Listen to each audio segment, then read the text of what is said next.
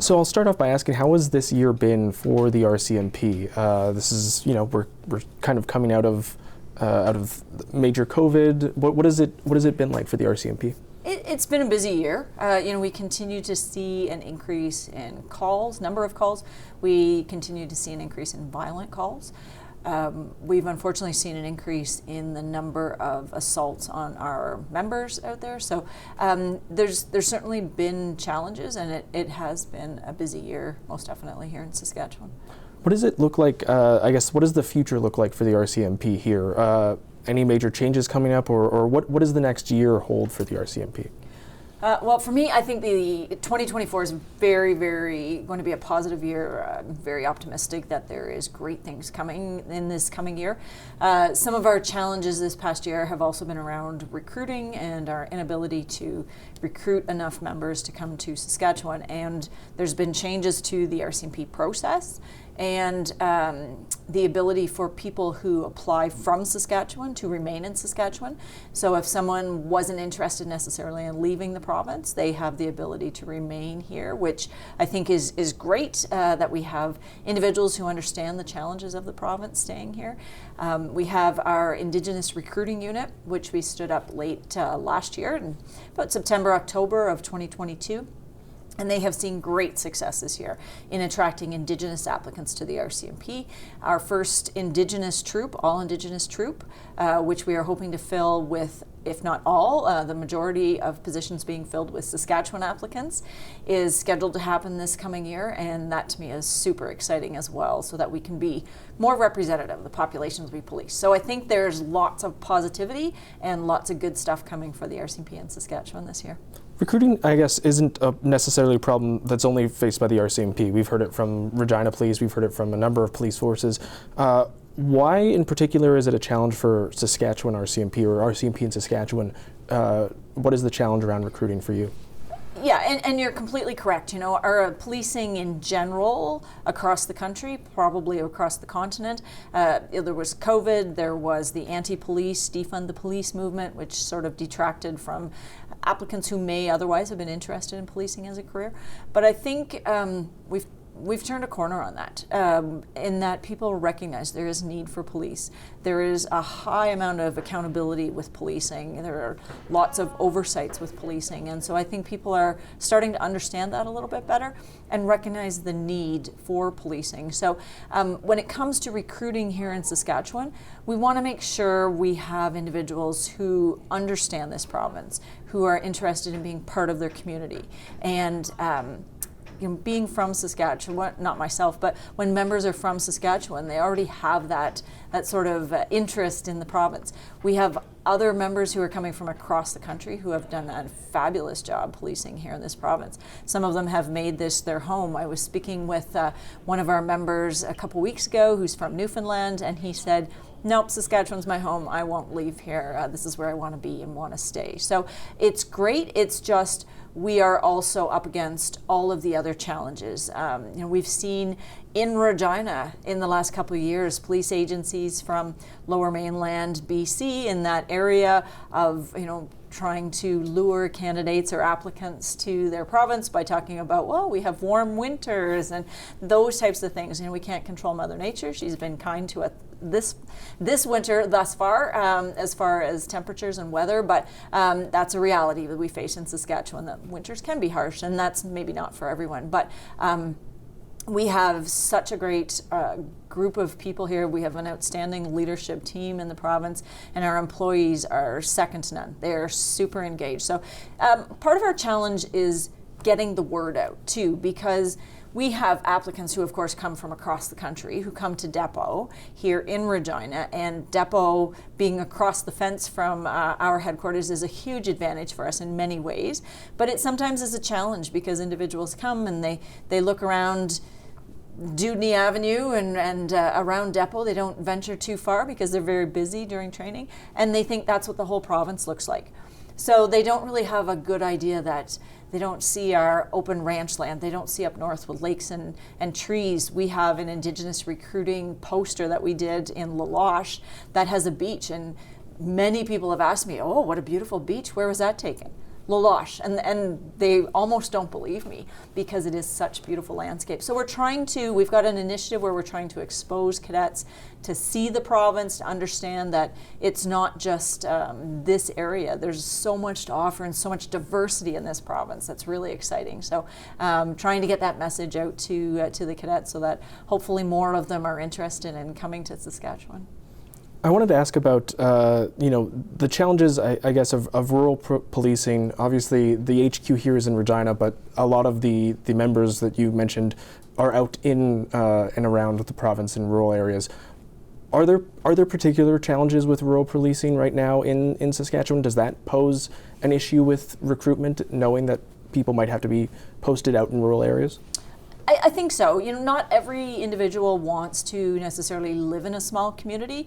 That's my preference. Having grown up on a farm in Ontario, that's my preference, but that's not everybody's preference. So it is challenging in some ways. Some individuals are more attracted to the municipal environment, that they'd like to stay in larger cities. We do have a lot of individuals who go to small towns and love it, absolutely love it. I had one cadet who was posted here this year who's from Toronto and was posted to Kamsack. And in speaking with him, I said, well, you might see a bit of a difference between Toronto and Kamsack. And he had been out to the community the week before, just ventured out there on his own, and made the comment that, I love it. People talk to you, people say hello, people ask how you're doing and are actually interested. He said, you can walk down the street in Toronto and go blocks and nobody even makes eye contact with you. So it's those, if you give it a chance, some people really, really like that. But with rural policing and the geography I would say is one of our biggest challenges. We have to cover a large distance of geography to get to calls, to be able to back up members and those types of pieces, and that we can't change. So we just have to look at sometimes innovative ways that we can do that better, but the geography remains the same. Saskatchewan's a big province. The RCMP polices 99% of the geography. That's 651,000 square kilometers. So that's a big area to be responsible for. You mentioned kind of the kind of close relationship between Depot and this division here. What does that relationship look like? You mentioned being able to kind of show off and kind of show what is available here, but what is that relationship between you and Depot? It's incredibly helpful to us in many ways, having not just facilities, but Depot often has the ability to offer us members that might be available who may not be instructing at the time. They sometimes come and do recruiting for us. They've done relief duties for us, filling in spots where we need additional human resources.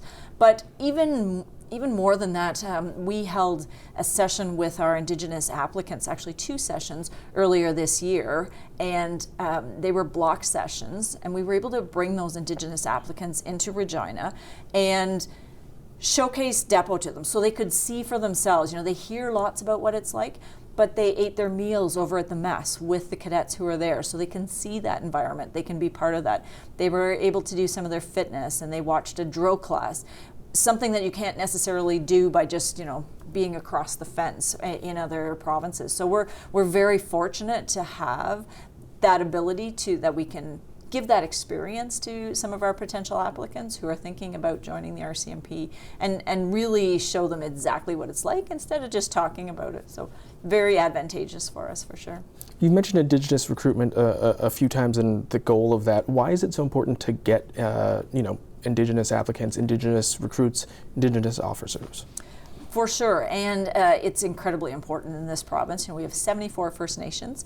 Almost half the population is Indigenous. It's the fastest growing demographic, and the RCMP here in Saskatchewan hasn't done a great job in the last number of years in being able to recruit Indigenous applicants.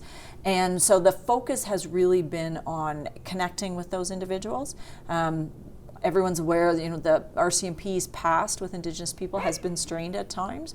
There's some pretty significant black marks on our history with Indigenous peoples, but we've worked very hard over the last number of years to work on increasing the trust, rebuilding that trust in those communities. But we still haven't done a great job of connecting, and our Indigenous recruiting unit is doing exactly that. We have different ways of communicating. We're using posters, old school posters, and it's been very successful in communities.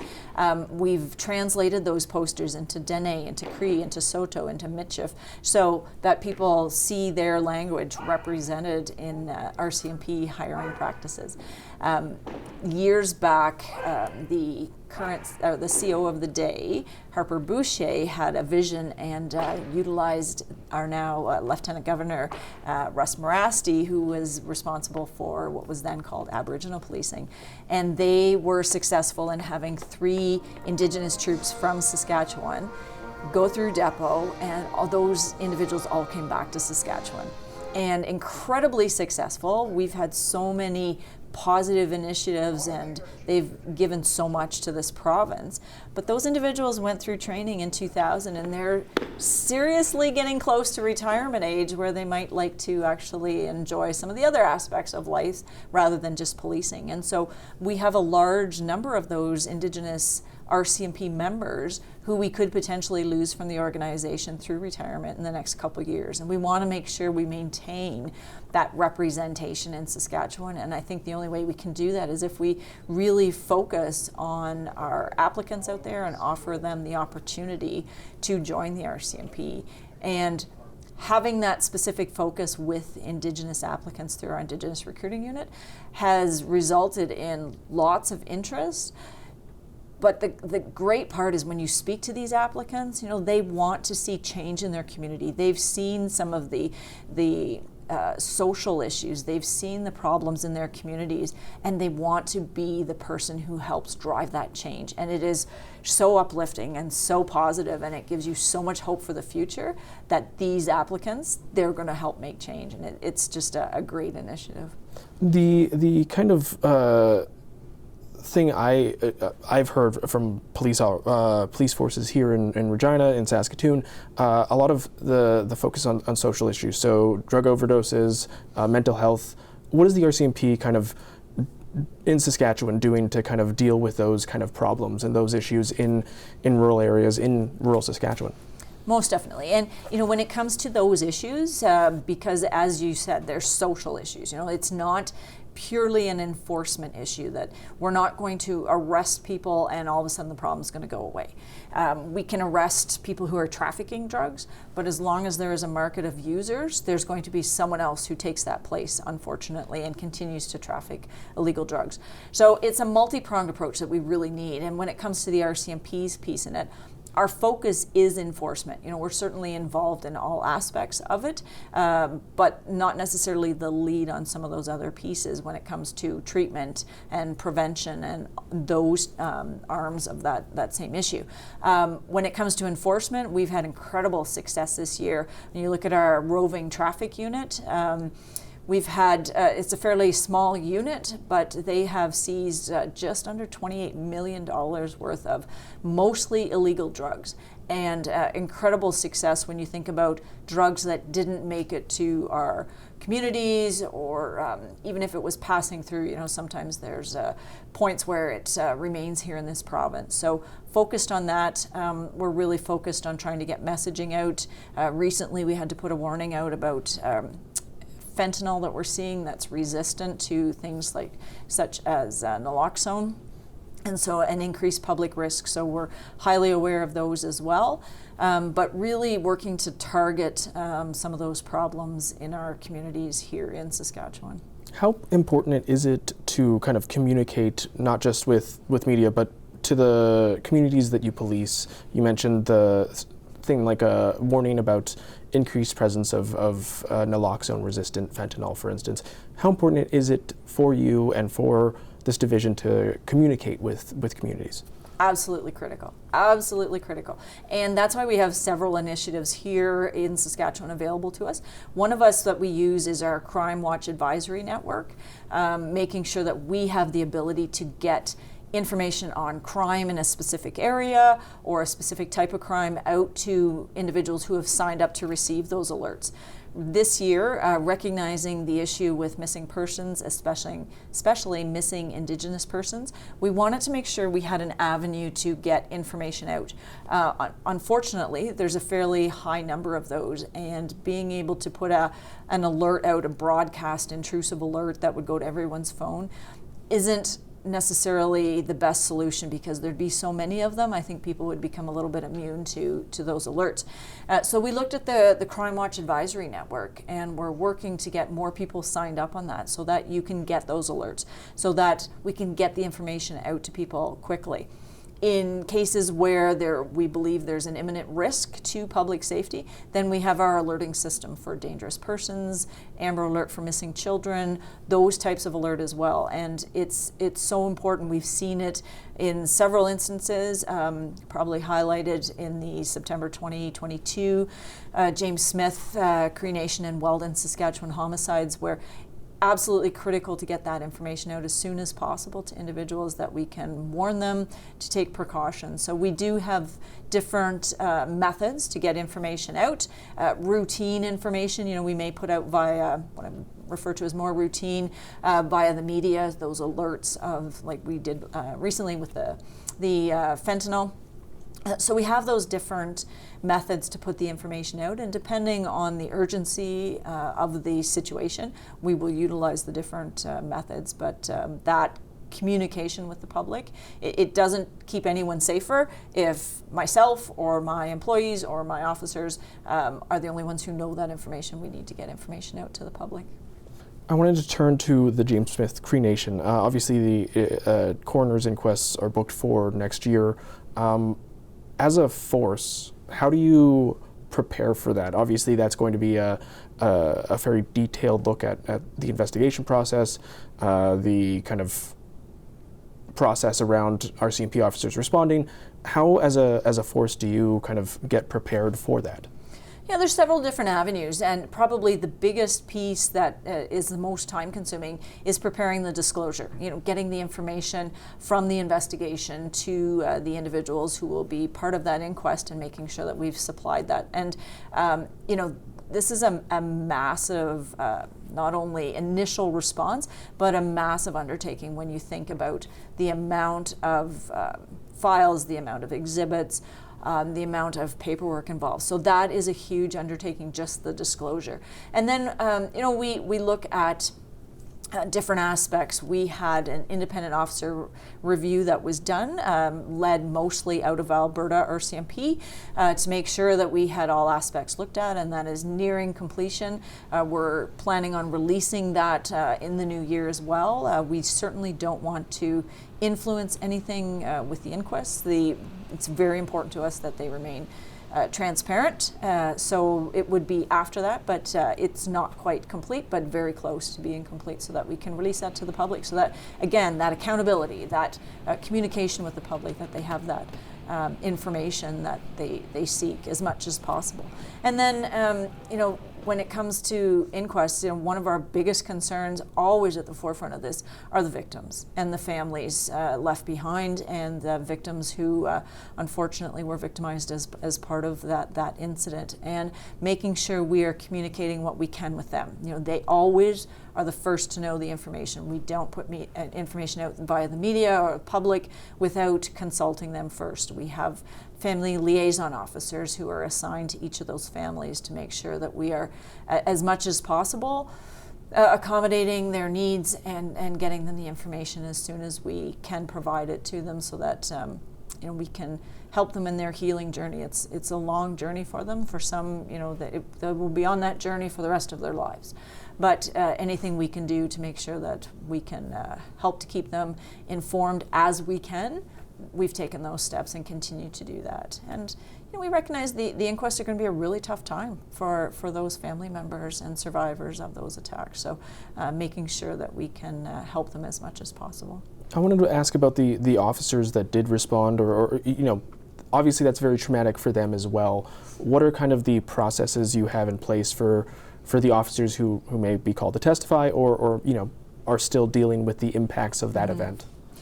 Yeah, so we make sure, you know, we've made resources available to them. The RCMP has significant number of resources. It's, again, I think one of the successes we've seen over the last number of years is that recognition of not only talking about mental wellness and mental health, but also actioning it and providing resources available to our employees. We conduct things such as critical incident debriefs at the time, so having that ability to debrief. But one of the lessons we've learned, sadly, here in Saskatchewan over several incidents, major incidents such as the Humboldt bus crash or the La Loche school shooting, is that we need to make sure we have that continued care so that we have resources available to those members. And you know, the impact it's significant, and I think probably some of the information will come out more at the inquest, but the actions of our members were, you know, in some cases nothing short of heroic as they were dealing with a scene, you know, trying to help individuals not only to respond but provide medical care as they could as they were arriving on scene, and dealing with individuals who were now terrified of what was happening in their community, who had armed themselves and, you know, not sure what exactly was this person protecting themselves or were they potentially a perpetrator. You know, there was a lot happening, and so that's a lot for individuals to process. Our members are exceptionally well trained, but it's very difficult for anyone, regardless of training, because at the end of the day, they're still human beings, to process some of the things they see, some of the things they had to do to look after and help individuals. It's you know, sort of humanity at its worst, and those effects stay with you a very long time, if not a lifetime. And for officers, I guess, you mentioned kind of a change where talking about mental health, dealing with mental health has become more accepted in policing, in society in general, I think. For RCMP officers, what is kind of the resources available to them who need support, who need help? Absolutely. So we have, of course, historically had, you know, psychologists, psychiatrists available to our members, but we've taken steps to make sure that we can provide them more readily to our members. There's a great program that's out of the University of Regina that is available to our employees, all frontline employees, not just our responding officers, our sworn police officers, because other employees are impacted as well. You think of our detachment service assistants that sit at the detachment and listen to the radio, our operational communication staff that take those calls and, you know, listen to someone who's in a highly emotional state, individual who may not survive an incident that they're speaking to them. You know, it is highly traumatic. So we make those resources available, and the PSP Net program is absolutely fabulous because they're able to engage a psychologist via the internet. So they can have that communication electronically. Some of our very remote communities, it's difficult for those members or those employees to get out of those communities to get to a larger center to receive that assistance in person. So having it available online that they can do that is a game changer for them, that they have support available to them, professional support, that they don't have to leave some of those communities. We have an amazing program within the RCMP that's really taken off in the last couple of years. That's our reintegration program, and that's helping people to recover from those incidents, being ready to come back to work, being prepared to come back to work.